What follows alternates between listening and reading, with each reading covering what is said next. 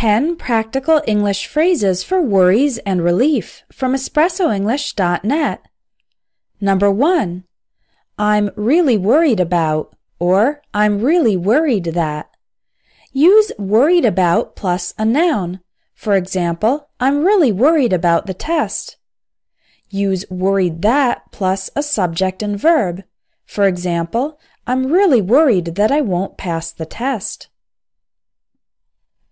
Number 2. I'm afraid that, or I'm scared to death that. I'm scared to death is a more extreme way to express your fear. For example, I'm afraid that I'll make a mistake during my presentation. I'm scared to death that I'll forget everything during my presentation and just stand there looking stupid. Number 3. I can't help thinking and I can't stop thinking. Use can't help thinking when there's a thought that you know you shouldn't have, usually because it's illogical or untrue, but it keeps coming back into your mind. For example, I can't help thinking that if I turn down this job offer, I'll never have another opportunity this good.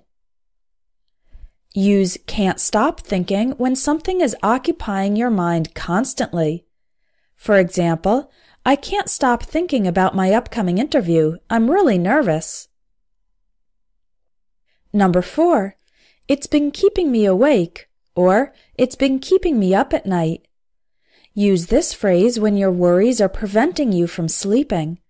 For example, I've been worried sick about my kids' problems in school. It's been keeping me up at night. This expression, worried sick, also means extremely worried. Number 5. What if? Use this phrase to express hypothetical bad situations that you are worried about. These situations can be in the past, present, or future. For example, Jason is 2 hours late. What if he got in a car accident? I'm not sure I can do such an intensive academic program. What if I fall behind in my studies? Number 6. Phew! This is an informal interjection we use in response to someone giving us good news that relieves one of our worries. For example, if the teacher says, "Everyone in the class passed the test," a student might respond, "Phew, I thought I'd failed for sure." Number 7. Thank God, or thank goodness. These are also interjections that can be used for relief from both serious problems and not so serious problems. For example, the results of the exam show you don't have cancer. Oh, thank God. The 4 p.m. meeting was canceled. Thank goodness, now I'll be able to go home a little earlier. Number 8.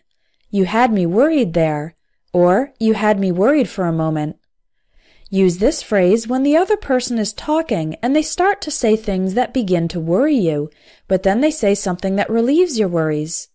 For example, if your mother is complaining a lot about her marriage and you begin to suspect that your parents might get a divorce, but then your mother says, "I would never leave your father," you could then respond, "Well, you had me worried for a moment."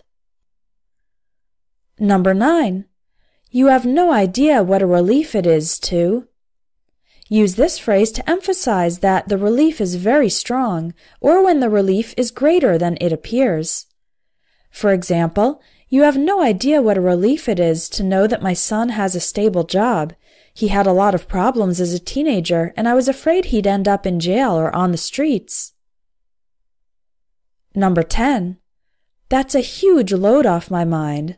Or, that's a huge weight off my mind.